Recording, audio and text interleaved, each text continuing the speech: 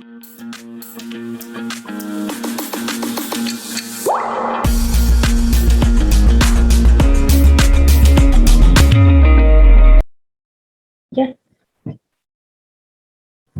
Okay. Hello and very good morning to all. Welcome to Career Defense School.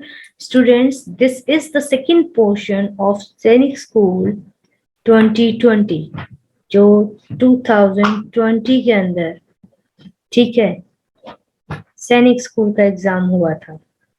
उसका second portion हमने first जो class थी उसके अंदर हमने 85 क्वेश्चन डिस्कस किए थे।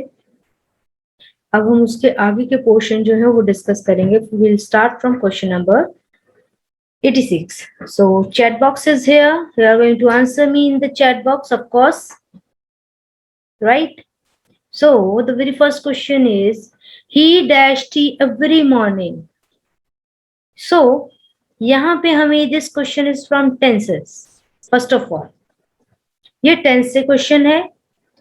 वेरी गुड, बहुतों ने बिल्कुल सही आंसर दिया, लाइक रोहित बिल्कुल सही है, मन्नत सोलंकी, अंकुर, वेल डन, बिल्कुल सही।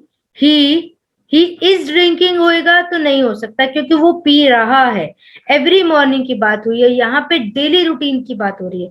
Every morning means daily routine, तो कॉन्टिन्यूअस में डेली रूटीन नहीं होता।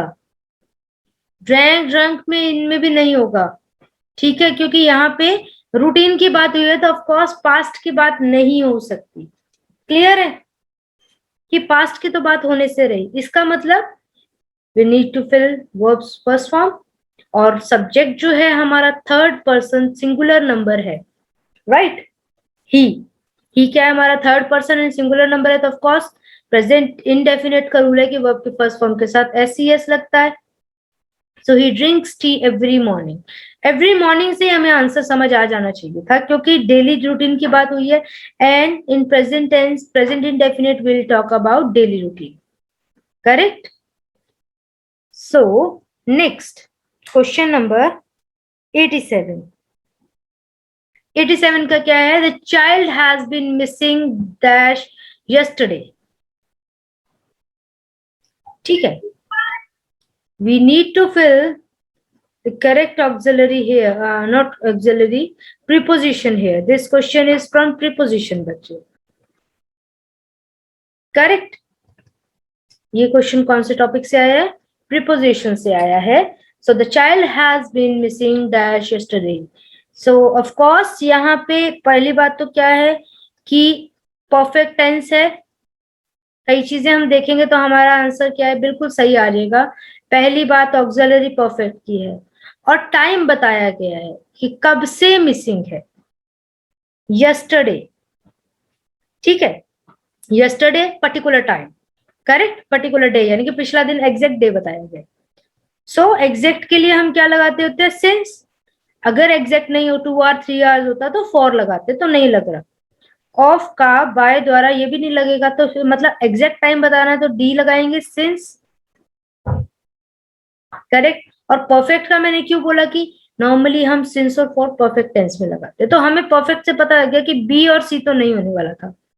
फिर हमने देखने की एग्जैक्ट टाइम दिया, यस एग्जैक्ट टाइम गिवन है तो ठीक है, we are going to fill since here, correct. Clear है बेटा? होपफुली क्लियर है। ओके, नेक्स्ट मूव करते हैं नेक्स्ट क्वेश्चन पे। 2 मिनट, कुछ स्टूडेंट्स ऐड होना चाह रहे हैं, let me add them. Okay then, चलिए। So will start from question number 88। आगे क्या बोला है बेटा? चूज द अप्रोप्रिएट ऑप्शन, ठीक है, of the given question as directed in the bracket. As I told you earlier बच्चों, we need to read the direction, क्योंकि हमें डायरेक्शन रीड करने से क्या है, आधे से ज्यादा क्वेश्चन समझ आ जाता है कि exactly what we need to fill, correct. So let's start. हमें क्या है, करेक्ट क्या है, ब्रेक में जो भी ऑप्शन उन्होंने कहा है कि डू एज डायरेक्टेड, लाइक जो बोला है वो फिल करना है। John is my dash brother. So यहाँ पे क्या है, fill the correct adjective. See, हमारा ऑप्शन क्या होगा? Big, bigger, biggest. This is the degree. So bigger is a comparative degree, so we can't fill. ठीक है, ओके। ओल्ड चीज पुरानी होती है तो ओल्ड फिल करते हैं, अदरवाइज नहीं।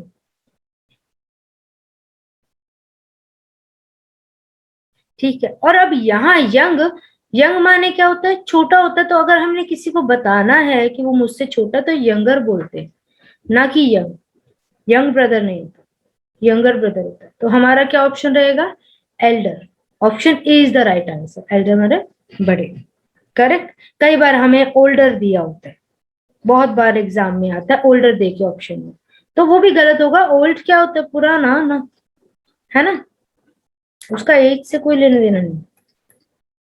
Next is French is dash easy language, need to fill the correct article. अब यहां से मेरे को बताने की शायद जरूरत नहीं पड़ रही होगी कि टॉपिक कौन, जो क्वेश्चन है वो कौन से टॉपिक से आया है। पहला एडजेक्टिव से था, second is from article. You need to fill the correct article here. Question number 89, French is dash easy language.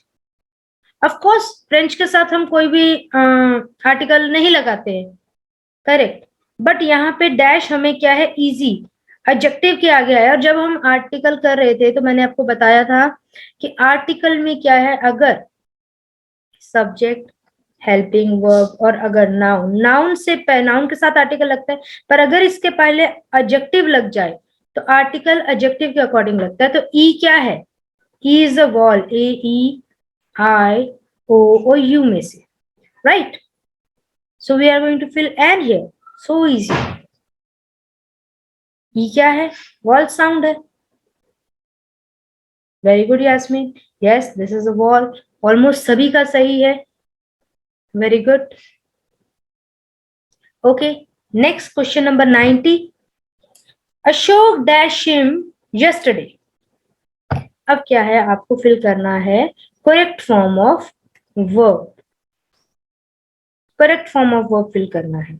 तो यहाँ पे ये टेंसेस से है, वैसे देखा जाए तो क्वेश्चन इन्होंने हमें बोला है कि correct form of verb fill करना है। सेंटेंस में गिवन वर्ड्स को लेके हमने करेक्ट फिल करना है। तो जितना वर्ड्स दिए उनमें अगर हम फोकस कर रहे हैं तो यहाँ पे हमें यस्टरडे वर्ड मिल रहा है, विच मीन्स सेंटेंस जो है वो कौन से टेंस का है, पास्ट का। यस्टरडे पास्ट के लिए लगता है, ऑफ कोर्स प्रेजेंट के लिए तो नहीं लगता, है ना। सो अगर पास्ट के लिए है तो मतलब इज मीटिंग भी गया, विल मीट भी गया, क्योंकि इज प्रेजेंट का और विल फ्यूचर का, राइट है कि नहीं। और मीट वर्ब की फर्स्ट फॉर्म है। So as you know that अगर सिंपल पास्ट की हम बात करते हैं तो सब्जेक्ट वर्ब की सेकंड फॉर्म प्लस ऑब्जेक्ट, है ना। तो फर्स्ट फॉर्म तो नहीं लगेगी। अगर फर्स्ट फॉर्म लगाना है तो दैट मीन यहाँ पे डिड नॉट या कुछ लगाना था। नॉर्मल में हम क्या करते हैं, सब्जेक्ट प्लस वर्ब की सेकंड फॉर्म प्लस ऑब्जेक्ट। तो मीट का क्या है, met is a second form. So हमने सिंपल बताना है कि मैं उससे कल मिला या अशोक उसे मिला, तो Ashok met him yesterday. Yesterday से ही पता लग गया था हमें कि जो टेंस है जो पास्ट का जाएगा हमारा, यानी कि वर्ब भी पास्ट की होगी। पास्ट इंडेफिनिट का रूल है कि we talk about simple past action, then we are going to fill subject verb second form plus object, right? Clear है। 86 to 90 के बीच में किसी को कोई doubt? Okay, next is question number 91 to 93 तक के लिए आपके पास क्या है, क्वेश्चन डायरेक्शन है, choose the most appropriate option. First question is which word means nearly the same as sufficient. This question is from synonyms. Word meaning है, sufficient का मीनिंग फाइंड करना है, नियरली मीनिंग। सफिशिएंट का क्या होगा, nearly meaning word कौन सा हो सकता है सफिशिएंट का। इनफाइनाइट मतलब तो मतलब कोई एंडलेस, मैडी खुश, सरप्लस एड। तो सफिशिएंट माने एडिक्वेट, ठीक है, एडिक्वेट। सफिशिएंट माने इतना, मतलब सिर्फ जितना जरूरत हो उतना। I don't know the meaning of sufficient. Sufficient का मीनिंग होता है मतलब जितना जरूरत हो, इनफ। इनफ वर्ड समझते हो, है ना, इनफ जितना चाहिए उतना ही तो सफिशिएंट होता है, तो उसको एडिक्वेट भी कह सकते हैं हम, of course. Okay, next is which word is the opposite of simple. Now ये इस बार के आरएमएस के एग्जाम में भी आया था, क्लास 6 के RMS के एग्जाम में सेम क्वेश्चन था विथ सेम ऑप्शंस, ठीक है। एंटोनियम में ऑपोजिट वर्ड है, एंटोनियम में आपको बताना है जो इस ईयर का 2021 का जो हमारे RMS हुआ था अभी रिसेंटली 19th ऑफ सितंबर, उसमें ये क्वेश्चन था सिंपल का। सो सिंपल का हमारा क्या होगा बेटा ऑपोजिट। बहुत से बच्चों ने जैसे, अब इजी क्या है, सिंपल का इजी सिनोनियम हो जाता है, चलो नहीं होगा। शो दिखाना, ओबे मानना, तो सिंपल का क्या होगा कॉम्प्लेक्स, ठीक है। A list of a book in a library क्या कहलाता है, ये है वन वर्ड सब्स्टिट्यूशन से। This question is from one word substitution. A list of book in a library क्या कहते हैं बेटा उसे, मोनोलॉग होता है जो पर्सन अकेला बोलता रहता है, अकेला डायलॉग बोलता है, ठीक है। जैसे आप अकेले होते हो और आप जैसे अपने साथ ही बात करने लग जाते हो, है ना, खुद से खुद की बात करना, सो मोनोलॉग कहलाता है। डायलॉग होता है कोई भी डायलॉग बोलना, डायरी होता है जो हम लिखते हैं, सो ये तो तीनों नहीं हुए, that mean catalogue, right. Catalogue जो list of books in a library, एक लाइब्रेरी में प्रॉपर लिस्ट होती है बुक्स की, उसे हम क्या बोलते हैं, कैटलॉग बोलते हैं, right. Okay, next is too easy, ठीक है। ये तो मतलब बताने की जरूरत है, ये जेंडर से आया है, पता ही लग रहा है। Find the feminine gender of horse, मतलब कितना याद किया होगा हमने ये चीज है। हॉर्स का फेमिनाइन जेंडर क्या होता है, मेयर। सो इजी, बहुत इजी है, इसका क्या बोले, है ना। Next, choose a word which means the opposite of race, ठीक है। राइस का ऑपोजिट क्या होगा, अब अगेन एंटोनियम है, देखो सेकंड क्वेश्चन है एंटोनियम से, करेक्ट।